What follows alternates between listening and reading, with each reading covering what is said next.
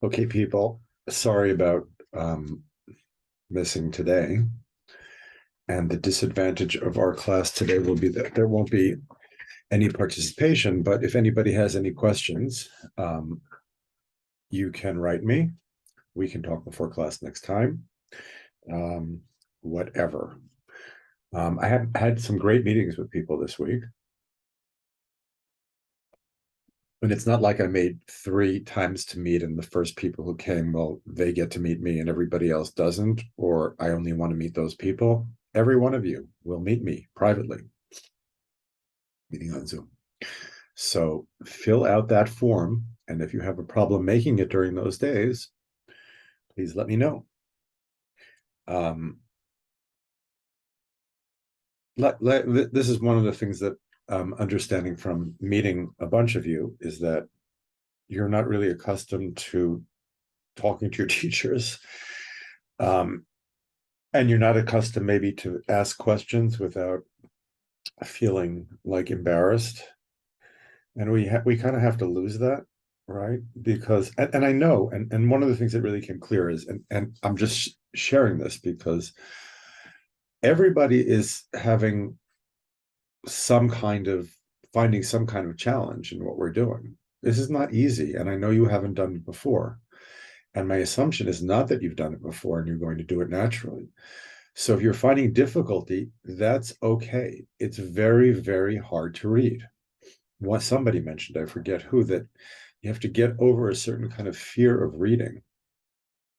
Why would it be afraid of reading? Well, it's too hard. I'll feel stupid. But those are that's the first step. And we're all together as far as that's concerned. And we really are encouraging people to ask questions, right? And the other is that when you actually do read something, and the first and the second may be related, it may challenge you. And most people do not like to be challenged. Strange, right? As much as people talk about being open, blah, blah, blah, blah, blah, right? Nobody really wants to be challenged. One other thing that I did want to mention before we turn our attention to the Iliad, book 6 and maybe book 9, depending on how I feel, is maybe like me, the election is on your mind. We don't talk politics in our class, but there is a certain kind of politics to what we do, the politics of asking questions and being very self-conscious about the identity that we choose. That's a very good thing to do. But that's a much broader question. No matter who we voted for or what the election results, what we're doing in our class doesn't change. And that is an exercise in, it's this crazy scheme. It's this exercise in liberal democracy in the Middle East. And what I mean by that is that we're all shareholders, stakeholders, and all of us are bringing our perspectives to bear on the literature that we're reading. And the personal voice is very, very important. In a way, I think we do so much more in English departments than they do in other departments. Of course, people will claim the exact opposite and say we're not really doing anything in English departments. It's a hard argument to avoid hearing. But it is true that in STEM research, for example, you get obvious technical skills. There's no wisdom. Maybe in some sciences, higher physics, there are in some of the sciences people who are really self-conscious about their practice, who think more than about what the results will be. Bigger laser, bigger this, bigger that, whatever.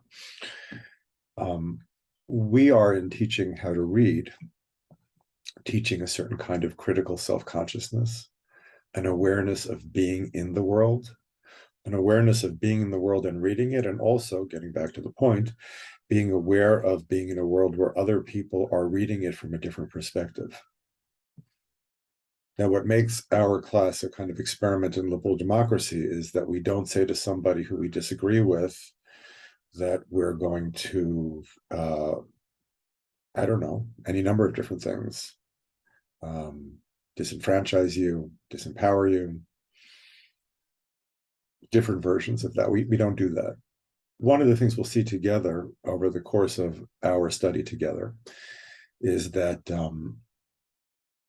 a lot of literary works, as we've been talking about in relationship to the Iliad, are about identity formation. So we saw identity formation in relationship to Achilles and Agamemnon. And we saw what we said, and I know this is not how you normally talk about literature, but this is what we're doing. We said a kind of interior world of Achilles, that kind of interiority. And we said we're not surprised to see that in Achilles, and Homer signals that to us. He gives us clues, right? Whenever we talk about Achilles, as we saw last time, we emphasize the spirit of Achilles. Whenever we talk about Agamemnon, we talk about the external forms of honor or glory. Getting back to what we're saying is we're tracing identity formation in characters, but also in nations, right? Could there have been a great Roman Empire without Virgil? Probably. Could there have been a great Greece without Aeschylus, Athens without Aeschylus and Sophocles and Plato and Aristotle? No, definitely not, right? Greeks were first and best. But literature is so important to the formation of a national identity. When the literature is complex and interesting, that's good for the country. When the literature starts to get vulgarized, turned into propaganda, that's bad. So we are looking at these works as we'll see, as various playwrights will think about their past and think about Homer, how Homer himself is, Homer is just this weird figure in all tradition, because he seems to come out of nowhere.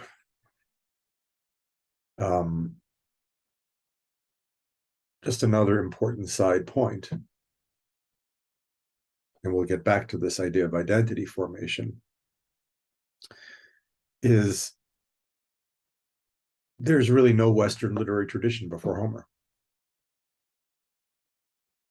He just seems, scholars will say, oh, there are these Homeric poems, pre-Homeric poems, that look a little bit like Homer, but they're not.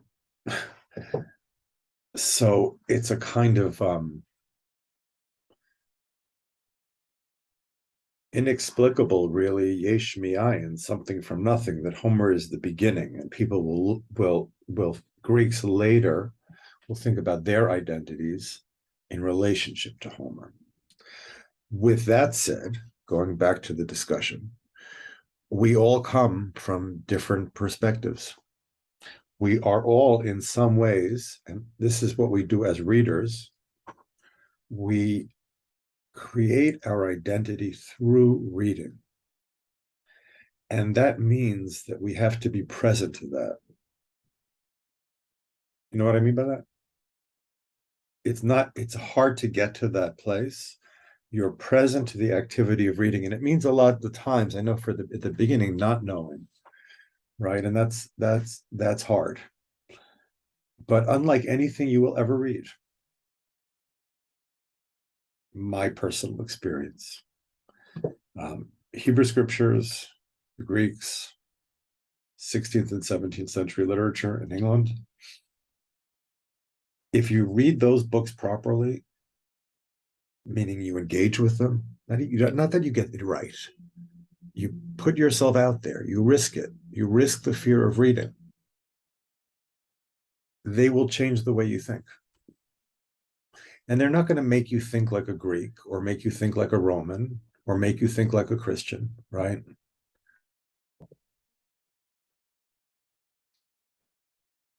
And we'll see that even though university professors, it seems like all over the world, are saying that the classics close down meaning, classics is what we're reading. Really, we talked about the three forms of faith at the beginning of the semester, one of them being in the instructor. Really, if you engage with this literature and make yourself present, it will change you. And it's not going to change. It's not going to change your opinions. It's going to. It's like no. And we have to learn to like. We can learn from people who are different from us. That's a possibility. That's kind of the main exercise of the center of that process of trying to understand somebody who's different is on the works that we're reading. We all come from different perspectives. I mean, the wider, and this is going back to the liberal democracy thing, the wider thing is that we stand the chance of listening to each other. That's a very difficult thing to do because everybody's terrified of everybody else, and especially if we can label them, or especially if politicians encourage us to label them from any side, right? Somebody in our meeting spoke about, I forget, maybe it was Rima, literature is a safe space. Somebody correct me. Somebody. That the literary world was always for the student, a safe space for exploration. And that's what we're doing, right?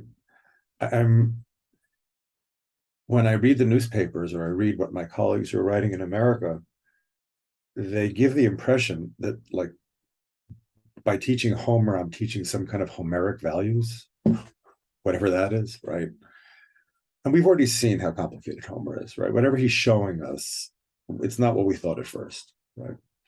We'll get there in a second. But we're not teaching that. I'm not teaching you values, right? You want values? Go to your mosque or your church or your shul. That's not. We're not doing that here.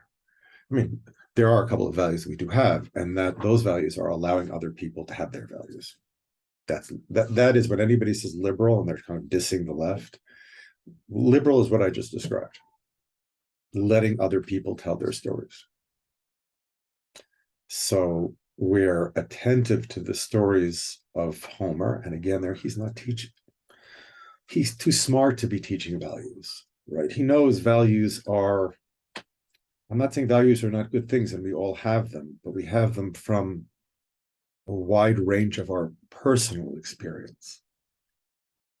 But what I mean when I denigrate values in this way, it makes it seem like, well, this is Homer, teaching Homer is a form of brainwashing. I'm coercing you into doing something when it's exactly the opposite of what we're doing. And to be honest, you're very lucky because most instructors in America have given up on this. They don't trust themselves. They don't trust their students. They don't have faith in their students, even though they're this drumbeat of tolerance and equality and all of those things which are great, right? There is the basic fear of encountering anybody who's different. So we are the guinea pigs and somehow at Bar Ilan. And that's what I meant by saying our class is an experiment in liberal democracy.